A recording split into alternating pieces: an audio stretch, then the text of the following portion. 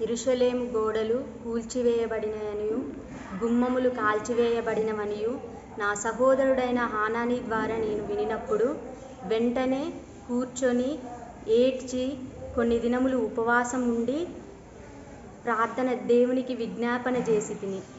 ఎట్లనగా ఈ మనుష్యునికి అనగా రాజునకు నా మీద దయ కలుగునట్లు కృపచూపమని బతిమాలుకొంటిని.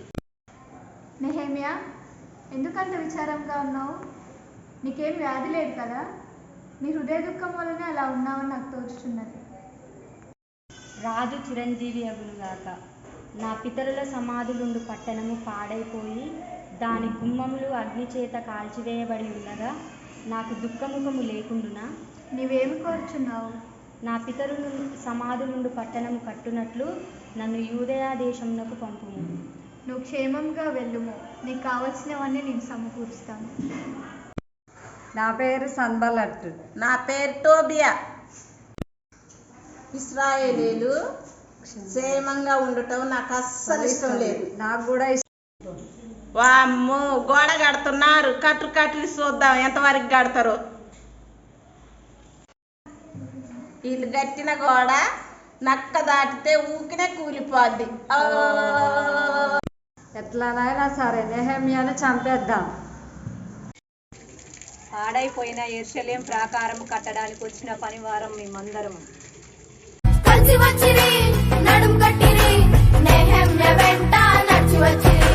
కలిసి వచ్చిరి, నడుం కట్టిరి, నెహెమ్యా వెంట నడిచి వచ్చిరి. గోడ కట్టువారు హోయ్ రప్ప బండలెత్తువారు హోయ్ రప్ప గోడ కట్టువారు హోయ్ రప్ప బండలెత్తువారు హోయ్ రప్ప బల్ల బల్ల బల్ల బల్ల హోయ్ రప్ప కత్తి పట్టి గోడ కట్టినారప్ప. మా దేవుని సహాయం వలన 52 దినములలో ఈ పనిని ముగించాము. నెహెమ్యా మాకు నేర్పించిన విషయాలు: ప్రార్థన, ఉపవాసము, విజ్ఞాపన,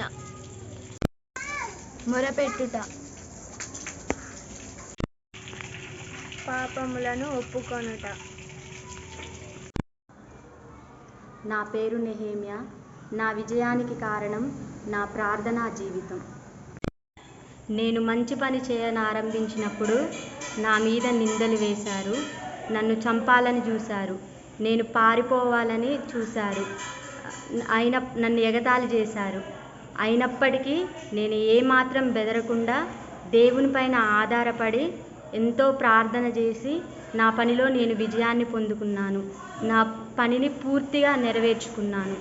అదేవిధంగా ప్రియమైన డెక్కన్ బాప్టిస్ట్ స్త్రీలారా, మీరేదైనా మంచి పని ఆరంభించినప్పుడు ఎవరు ఎగతాళి చేసినా, ఎన్ని నిందలు వచ్చినా, మీకు ఆ పనిలో ఎలాంటి ఇబ్బందులు ఎదురైనప్పటికీ మీరు దేవునిపైన ఆధారపడి ఆ పని పూర్తి చేయడానికి నేను ఒక మంచి ఉదాహరణ. మీరు ఆ పని దేవునిపైన ఆధారపడి సక్రమంగా నిర్వర్తించినప్పుడు మీరు కూడా మీ పనిలో విజయాన్ని పొందుకుంటారు.